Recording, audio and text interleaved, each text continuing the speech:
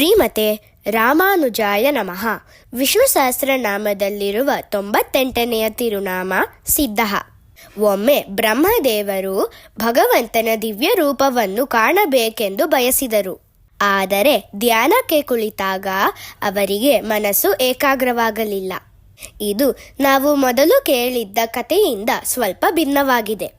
ಬ್ರಹ್ಮ ಎಂಬುದು ಒಂದು ಪದವಿ.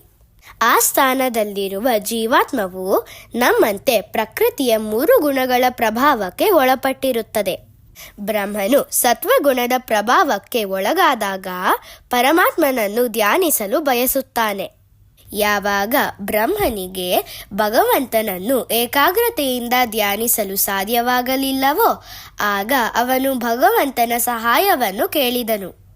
ಆಗ ಭಗವಂತನ ದಿವ್ಯ ಧ್ವನಿ, ಬ್ರಹ್ಮ, ನಿನ್ನ ಹಿಂದಿನ ಪಾಪಗಳು ನಿನ್ನನ್ನು ನನ್ನ ಧ್ಯಾನದಿಂದ ತಡೆಯುತ್ತಿವೆ. ನೀನು 1000 ಅಶ್ವಮೇಧ ಯಾಗಗಳನ್ನು ಮಾಡಿದರೆ ಅವು ನಿವಾರಣೆ ಆಗುತ್ತವೆ ಎಂದು ಹೇಳಿತು. ಇದನ್ನು ಕೇಳಿದಾಗ ನಮಗೆ ಒಂದು ಪ್ರಶ್ನೆ ಬರಬಹುದು. ಬ್ರಹ್ಮನ ಪಾಪಗಳಿಗೆ 1000 ಯಾಗಗಳು ಬೇಕಾದರೆ ನಮ್ಮ ಪಾಪಗಳಿಗೆ ಏನು ಮಾಡಬೇಕು ಎಂದು. ಆದರೆ ಭಗವಂತನೇ ವಿಷ್ಣು ಸಹಸ್ರನಾಮವನ್ನು ಪಠಿಸುವುದು ಮತ್ತು ಅವನ ಗುಣಗಳನ್ನು ಚಿಂತಿಸುವುದು ಅಶ್ವಮೇಧ ಯಾಗಕ್ಕಿಂತಲೂ ಶ್ರೇಷ್ಠ ಎಂದು ಹೇಳುತ್ತಾನೆ. ಮತ್ತೆ ಕತೆಗೆ ಬರೋಣ. ಬ್ರಹ್ಮನು 1000 ಅಶ್ವಮೇಧ ಯಾಗಗಳನ್ನು ಮಾಡಲು ಒಂದು ಜೀವನವೇ ಬೇಕಾಗುತ್ತದೆ. ದಯವಿಟ್ಟು ಸರಳವಾದ ಮಾರ್ಗವನ್ನು ತಿಳಿಸಿ ಎಂದು ಕೇಳಿದನು.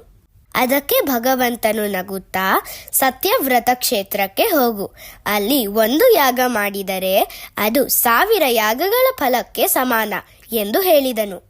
ಹೀಗಾಗಿ ಬ್ರಹ್ಮನು ಸತ್ಯವ್ರತ ಕ್ಷೇತ್ರವಾದ ಇಂದಿನ ಕಾಂಚೀಪುರಕ್ಕೆ ಬಂದನು. ವಿಶ್ವಕರ್ಮನಿಗೆ ಒಂದು ದೊಡ್ಡ ಯಾಗಶಾಲೆಯನ್ನು ನಿರ್ಮಿಸಲು ಹೇಳಿ ಯಾಗವನ್ನು ಪ್ರಾರಂಭಿಸಿದನು. ಆದರೆ ಅಸುರರಿಗೆ ಇದು ಇಷ್ಟವಾಗಲಿಲ್ಲ. ಅವರು ಬ್ರಹ್ಮನ ಪತ್ನಿಯಾದ ಸರಸ್ವತಿಯ ಬಳಿಗೆ ಹೋಗಿ ಅವಳ ಮತ್ತು ಬ್ರಹ್ಮನ ನಡುವೆ ಭಿನ್ನಾಭಿಪ್ರಾಯ ಉಂಟು ಮಾಡುವುದರಲ್ಲಿ ಯಶಸ್ವಿಯಾದರು. ಕೋಪಗೊಂಡ ಸರಸ್ವತಿ ವೇಗವಾಗಿ ಹರಿಯುವ ವೇಗವತಿ ನದಿಯ ರೂಪವನ್ನು ಬದಲಿಸಿ ಯಾಗಶಾಲೆಯನ್ನು ನಾಶ ಮಾಡಲು ಹೊರಟಳು. ಬ್ರಹ್ಮನು ಮತ್ತೆ ಭಗವಂತನನ್ನು ಪ್ರಾರ್ಥಿಸಿದನು. ಆಗ ಭಗವಂತನು ವೇಗಸೇತು ರೂಪದಲ್ಲಿ ಕಾಣಿಸಿಕೊಂಡು ಅಣೆಕಟ್ಟಿನಂತೆ ಮಲಗಿ ಗರ್ವದಿಂದ ಹರಿಯುತ್ತಿದ್ದ ಸರಸ್ವತಿಯನ್ನು ತಡೆದನು.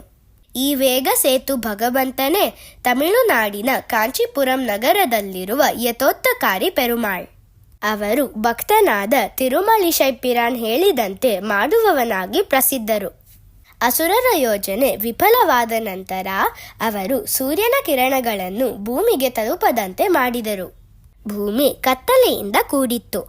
ಆಗ ಬ್ರಹ್ಮನು ಮತ್ತೆ ಭಗವಂತನನ್ನು ಪ್ರಾರ್ಥಿಸಿದಾಗ ಭಗವಂತನು ದೀಪ ಪ್ರಕಾಶರ ರೂಪದಲ್ಲಿ ಕಾಣಿಸಿಕೊಂಡು ತನ್ನ ಪ್ರಕಾಶದಿಂದ ಎಲ್ಲೆಡೆ ಬೆಳಕು ನೀಡಿದನು. ಮತ್ತೆ ಅಸುರರು ಯಾಗಶಾಲೆಯನ್ನು ನಾಶ ಮಾಡಲು ಬಂದಾಗ ಬ್ರಹ್ಮನು ಭಗವಂತನನ್ನು ಪ್ರಾರ್ಥಿಸಿದನು. ಆಗ ಭಗವಂತನು ಅಷ್ಟಭುಜ ರೂಪದಲ್ಲಿ 8 ಆಯುಧಗಳನ್ನು ಹಿಡಿದು ಅಸುರರನ್ನು ಸಂಹರಿಸಿದನು. ಆಭಿಭ್ರಾಣೋ ರಥಾಂಗಂ ಶರಮಸಿ ಅಭಯಂ ಶಂಖಚಾಪೌ ಸಕೇತೌ ಹಸ್ತೆ ಕೌಮೋದಕೀಂ ಅಬುದಯಂ ಹರಿರಸೌ ಹಸಾಂ ಸಂಹತೆ ನಃ ಎಂದು ಶ್ಲೋಕದಲ್ಲಿ ಹೇಳಿರುವಂತೆ ಚಕ್ರ, ಬಾಣ, ಕತ್ತಿ, ಅಭಯಹಸ್ತ, ಶಂಖ, ಧನಸ್ಸು, ಗುರಾಣಿ ಮತ್ತು ಗದೆಗಳನ್ನು ಹಿಡಿದು ಭಗವಂತನು ಅಸುರರನ್ನು ಸಂಹರಿಸಿದನು. ಎಲ್ಲ ಅಡೆತಡೆಗಳು ದೂರವಾದ ನಂತರ ಬ್ರಹ್ಮನು ಯಾಗವನ್ನು ಪೂರ್ಣಗೊಳಿಸಿದನು. ಯಾಗದ ಅಗ್ನಿಯಿಂದ ವರದರಾಜ ಪೆರುಮಾಳ್ ಪ್ರತ್ಯಕ್ಷರಾದರು. ಆ ಸಮಯದಲ್ಲಿ ಅಗ್ನಿಯ ಶಾಖದಿಂದ ಅವರ ಮುಖದಲ್ಲಿ ಗುರುತುಗಳು ಬಂದವು. ಆದರೆ ಭಕ್ತರಿಗೆ ಆ ಗುರುತುಗಳು ದೋಷವಲ್ಲ, ಅವರ ದಿವ್ಯ ಪ್ರತ್ಯಕ್ಷತೆಯ ಗುರುತುಗಳಾಗಿವೆ. ಹಾಗೂ ಇಂದು ಕಂಚಿಯಲ್ಲಿ ಅದೇ ವರದರಾಜ ಪೆರುಮಾಳ್ ಉತ್ಸವ ಮೂರ್ತಿಯ ದರ್ಶನವನ್ನು ಪಡೆಯಬಹುದು. ಇದು ಬ್ರಹ್ಮನ ಪ್ರಯತ್ನದಿಂದ ಭಗವಂತನು ಪ್ರತ್ಯಕ್ಷನಾದಂತೆ ಕಾಣಬಹುದು. ಆದರೆ ನಿಜವಾಗಿ ಭಗವಂತನೇ ಬ್ರಹ್ಮನಿಗೆ ಮಾರ್ಗದರ್ಶನ ನೀಡಿ ಎಲ್ಲ ಅಡೆತಡೆಗಳನ್ನು ದೂರ ಮಾಡಿ ಯಾಗವನ್ನು ನೆರವೇರಿಸಿದನು. ಇಂದಿಗೂ ಕಾಂಚೀಪುರ ಒಂದು ಮಹತ್ವದ ಕ್ಷೇತ್ರ. ಇಲ್ಲಿ ಮಾಡಿದ ಸತ್ಕಾರ್ಯಗಳು 1000 ಪಟ್ಟು ಫಲ ನೀಡುತ್ತವೆ. 1 ರೂಪಾಯಿ ದಾನ ಮಾಡಿದರೆ 1000 ರೂಪಾಯಿಗಳ ಫಲ ಸಿಗುತ್ತದೆ.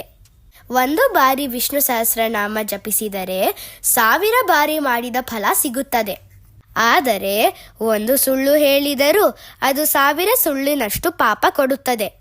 ಕಾಂಚೀಪುರಕ್ಕೆ ಹೋದರೆ ಯಥೋತ್ತಕಾರಿ, ದೀಪ ಪ್ರಕಾಶರ್ ಮತ್ತು ಅಷ್ಟಭುಜ ಭಗವಂತನ ದರ್ಶನ ಮಾಡಿ ನಂತರ ವರದರಾಜ ಪೆರುಮಾಳ್ ದರ್ಶನ ಮಾಡಬೇಕು. ಬ್ರಹ್ಮನ ಗುರಿಯೂ ಭಗವಂತನೇ, ಆ ಗುರಿಗೆ ತಲುಪುವ ಮಾರ್ಗವೂ ಭಗವಂತನೇ. ಆದ್ದರಿಂದ ಸಿದ್ಧ ಎಂದರೆ ಮಾರ್ಗವೂ ಮತ್ತು ಗುರಿಯೂ ಆಗಿರುವ ಭಗವಂತ ಎಂದು ಅರ್ಥ.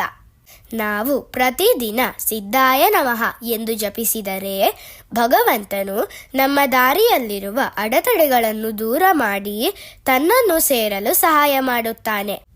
ಶ್ರೀಮತೆ ರಾಮಾನುಜಾಯ ನಮಃ.